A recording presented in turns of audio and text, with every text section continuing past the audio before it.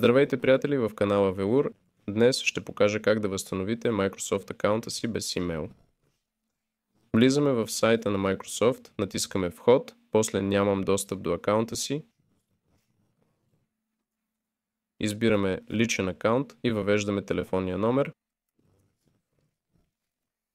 После натискаме продължи. Тук трябва да изберем държава. Натискаме продължи.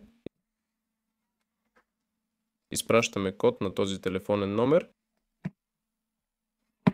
Минаваме капчета.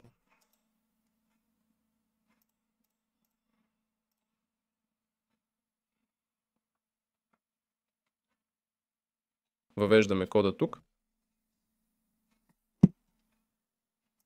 После натискаме напред и измисляме нова парола. След това натискаме напред. Да, но трябва да използваме нова парола. Натискаме напред. И сега можем да влезем с тази парола. Това е всичко. С вас беше Velour. Довиждане на всички.